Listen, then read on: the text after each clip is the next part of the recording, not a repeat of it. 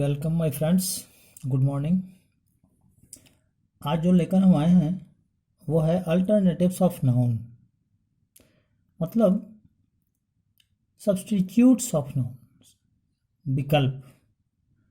इसका मतलब है विकल्प।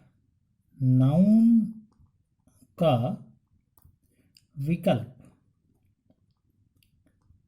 विकल्प कहते हैं नाउन के बदले जो चीज काम करे, जो वर्ड काम करे। तो फिर हमारे सेंटेंसेस में नाउन की जो भूमिका होती है वो सब्जेक्ट और ऑब्जेक्ट बनने की होती है। नाउन क्या करता है? मूलतः सब्जेक्ट और ऑब्जेक्ट या फिर कंप्लीमेंट वगैरह बनने की भूमिका है नाउन की।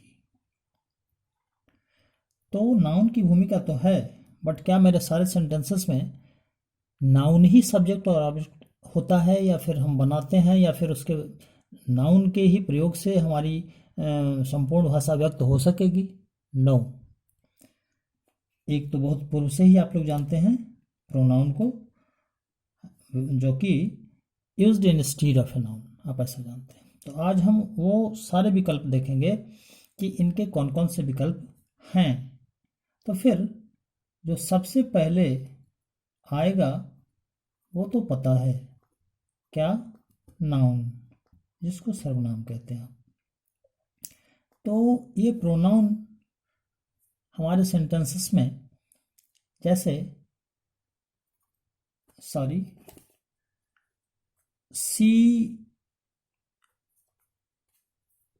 सी रीड्स वेल, एक छोटा सा सेंटेंस मैंने रखा और फिर इसे हम ऑब्जेक्ट के रूप में भी रख सकते हैं। आई टीचर, ठीक है ना? यहाँ अपना सब्जेक्ट प्रोनाउन और ऑब्जेक्ट प्रोनाउन, ठीक है। जो दूसरा ऑप्शन है, दूसरा विकल्प है, उसे हम जानते हैं इन्फिनेटिव के नाम से। इन्फिनेटिव आपने वर्ब के चैप्टर में इसे देखा होगा। इसका फॉर्म है 2 + B1 और V1। तो खैर, हम यहाँ वर्ब की बात नहीं कर रहे, नाउन के सब्स्टिट्यूट्स, विकल्प, अल्टरनेटिव्स, बदले में आने वाले। तो ये है, suppose to sing is an art, एक ऐसा सेंटेंस है। यहां मेरा सब्जेक्ट है टू सिंग, और फिर आई वांट टू सिंग, मैं गाना चाहता हूं। मैं क्या चाहता हूं? To sing. आप देख सकते हैं आपका सब्जेक्ट और आपका ऑब्जेक्ट दोनों ही इन्फिनेटिव है, ठीक है। ये तीसरी चीज, शायद इसे भी आप जानते हैं, जिसे हम जीरंड कहते हैं। इसका ये भी वर्ब फॉर्म ही है, जिसमें बेस वर्ब के साथ आईएनजी जोड़ दिया जाता है। हम इसका एग्जाम्पल देखेंगे। आप किसी वर्ब को ले लें, डांसिंग अट्रैक्ट्स मी, अट्रैक्ट्स मी, ठीक है। And I like dancing, I like dancing. आप यहां इन वाक्यों में आए हुए सब्जेक्ट और ऑब्जेक्ट को देख सकते हैं। ये वर्ब का आईएनजी फॉर्म है जो नाउन का काम करता है और इसे हम जीरंट कहते हैं। तो प्रोनाउन इन्फिनेटिव जीरंट। ठीक है।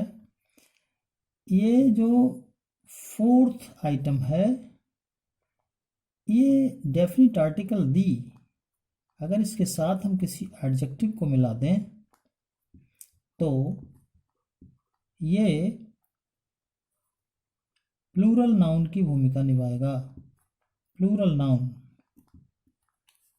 ध्यान रहे, अगर दी प्लस एडजेक्टिव को आप सब्जेक्ट बनाते हो तो उसके बाद आने वाला वर्ब हमेशा प्लूरल होगा। तो ठीक है, जैसे अंधे, अंधे लोग, the blind are intelligent, intelligent. अंधे लोग कुशाग्र बुद्धि के होते हैं। तो ऐसा है कि we should help the blind, हम लोगों को इन अंधे लोगों की मदद करनी चाहिए। आप देख सकते हैं पहले वाक्य में द ब्लाइंड एक सब्जेक्ट है और दूसरे में वर्ब हेल्प का ऑब्जेक्ट। ठीक है। जो अगली चीज है उसे आप फ्रेज कह सकते हैं। ये फ्रेज क्या होता है?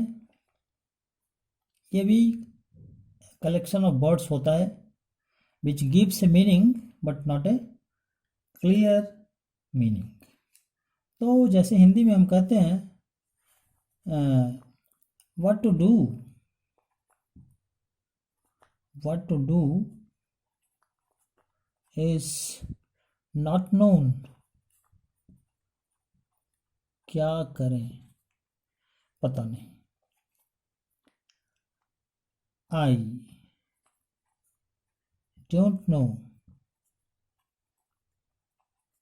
What to do,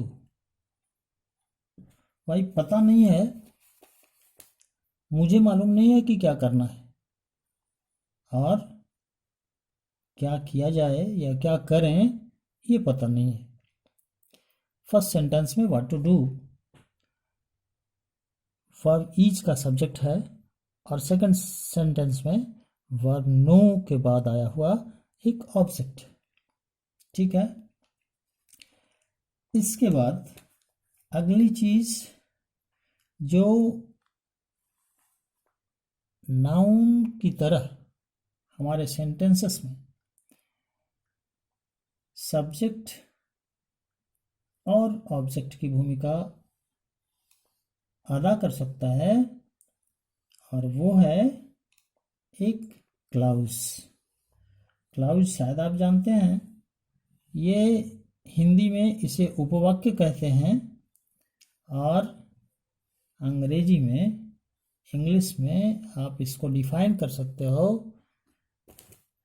part of a larger sentence which has a subject and a predicate or a finite verb of its own। ये है क्लाउज, उपवाक्य। तो कोई इसका एग्जांपल लेंगे हम, एक पूरा clause. Suppose what he says is not clear, वो क्या कहता है स्पष्ट नहीं है। and so I don't understand